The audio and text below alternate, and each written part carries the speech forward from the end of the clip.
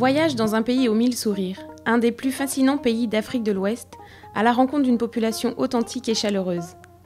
Le Mali est un pays d'Afrique de l'Ouest. Frontalier avec 6 pays, on le reconnaît facilement grâce à sa forme de papillon. Le Mali se situe à 6000 km de la France, à 5h30 d'avion. La superficie du pays représente plus de 2 fois la France. La population est de 14 millions d'habitants. La capitale, Bamako, regroupe 1,8 million d'habitants.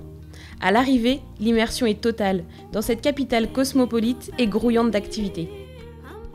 On trouve une vingtaine d'ethnies différentes au Mali, toutes avec leurs caractéristiques, leurs richesses et leur savoir-faire. Elles cohabitent en totale harmonie et offrent une richesse unique de diversité et de complémentarité. On peut citer par exemple les Bozos, les pêcheurs, les Peuls, les éleveurs, les Dogons, les artisans, ou encore les Malinké, les agriculteurs. La langue nationale est le Bambara, parlé par 80% de la population. On retrouve cependant 32 langues différentes en fonction des ethnies. 90% des Maliens sont musulmans, 10% sont animistes et 1% sont des chrétiens. Le Mali est indépendant depuis plus de 50 ans. Certaines personnalités ont marqué l'histoire du pays. Des présidents de la République comme M. Modibo Keïta ou M. Amadou Toumani Touré, des femmes investies comme Mme Aminata Traoré, femme politique et écrivain, militante altermondialiste, Mme Adamba Konoré, présidente de la Fondation Partage qui vient en aide aux populations maliennes les plus vulnérables, ou encore Mme Touré Lobo Traoré, investie pour la Fondation pour l'enfance qui se consacre aux détresses des enfants maliens. L'activité artistique est très forte au Mali.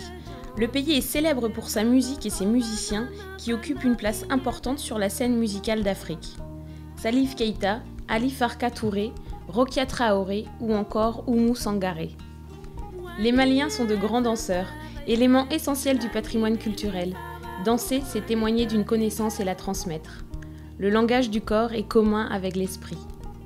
Parmi les grands écrivains, on peut citer Amadou Hampâté-Bâ ou Aminata Traoré. Pour les cinéastes de renommée internationale, on peut citer Oumar Sissoko ou Souleymane Cissé. Comment ne pas évoquer le football, véritable sport national et passion des Maliens? Les soirs de match, c'est tout un pays qui supporte l'équipe nationale, les Aigles du Mali. Et quand la victoire est remportée, ils sont célébrés comme des héros, aussi bien à la capitale que dans les villages les plus reculés du pays. Parmi les grands joueurs, on peut citer Seydou Keïta, Kanouté Frédéric ou bien encore Mahamadou Diarra. Le schéma familial au Mali repose sur les anciens. Ils sont le point d'ancrage de la structure familiale, très respectés et écoutés, on les sollicite pour les décisions de famille. La tradition orale est très forte au Mali. Les transmissions des savoirs, les valeurs, l'histoire se comptent et se racontent au fil du temps. Les anciens sont le reflet de l'éducation et des valeurs transmises de génération en génération. Il n'est d'ailleurs pas rare de retrouver 3 générations vivant sous le même toit. L'unité familiale est une valeur très forte au Mali. Les membres d'une même famille sont tous très unis, liés et solidaires les uns des autres. La solidarité familiale permet aussi de faire face aux difficultés. En effet, le pays doit lutter face à des conditions de vie souvent difficiles. L'environnement n'est pas clément. À la saison sèche, les pénuries d'eau frappent toutes les régions. Le manque d'eau empêche de bonnes productions agricoles et les manques alimentaires sont trop fréquents. L'accès aux soins reste problématique. Le réseau routier, d'une part peu développé, ralentit et complique l'accès aux centres de soins, souvent éloignés des villages. Les dispensaires n'ont souvent pas le matériel adapté et suffisant pour soigner. Les Maliens n'ont souvent pas les moyens d'acheter et de financer des traitements ou des soins. L'espérance de vie au Mali ne dépasse pas aujourd'hui les 52 ans. La scolarité des enfants est un problème. Certains ne sont pas scolarisés, d'autres sur une très courte période. Les classes sont souvent surchargées, jusqu'à 80 élèves. Et les écoles parfois éloignées de 30 km du village. Pour les jeunes filles, c'est encore plus compliqué. On préfère souvent les garder à la maison pour aider aux tâches quotidiennes. Malgré tout, les Maliens gardent cet espoir qui les caractérise tant.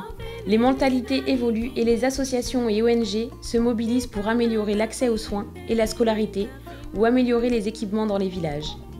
Dans ce contexte, les MFR participent pleinement à l'amélioration des conditions de vie en proposant des formations adaptées pour permettre le développement du territoire et l'amélioration du quotidien alimentaire, sanitaire et social. L'organisation et le quotidien de la famille sont la responsabilité de la femme. Elle assume toutes les tâches liées au fonctionnement du foyer. Cuisinière hors pair, elle prépare chaque jour le plat traditionnel, le to, recette à base de mil. Le mil est une céréale, c'est l'alimentation principale des Maliens avec le riz. La céréale est préparée de différentes manières pour le petit déjeuner, le déjeuner et le dîner, souvent agrémentée de sauce arachide ou de sauce à base des feuilles de baobab avec quelques légumes. La viande et le poisson sont réservés pour les plats de fête, comme les mariages, les baptêmes ou lors des cérémonies traditionnelles. L'organisation du repas est un moment très convivial. Traditionnellement au Mali, on mange avec la main droite. Un plat est disposé au centre du groupe et chacun se sert.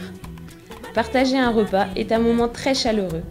La notion de partage prend alors tout son sens. Comment présenter le Mali sans évoquer l'artère vitale du pays, le Niger ? Il apporte une des principales ressources alimentaires du pays. En donnant vie aux terres arides, il permet l'agriculture et l'élevage. Ces ressources en poissons permettent à un bon nombre de Maliens de vivre de la pêche. Il sert aussi dans le quotidien de la population pour les tâches domestiques. Les femmes viennent y laver leur linge, les hommes leur voiture et les enfants se baigner. Le Niger est un axe de transport essentiel et un lien social vital pour certains villages très reculés, accessibles seulement en pinasse. Le fleuve est donc un haut lieu du commerce et d'échange entre les Maliens.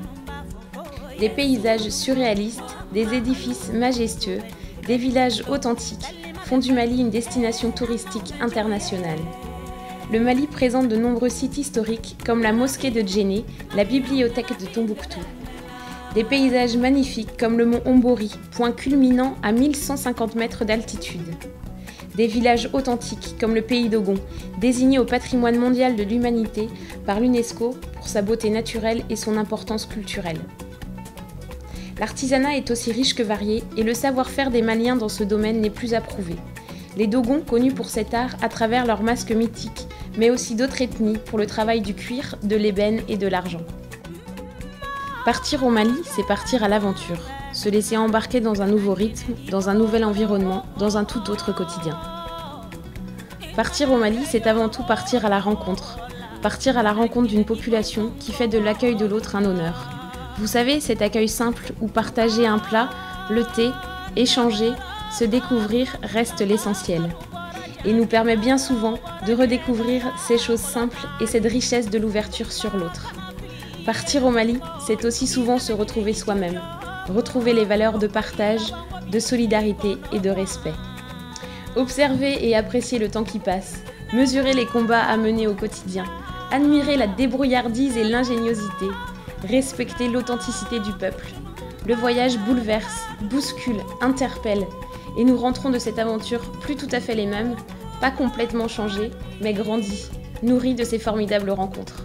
Écoutez au loin, les chants de l'Afrique vous appellent.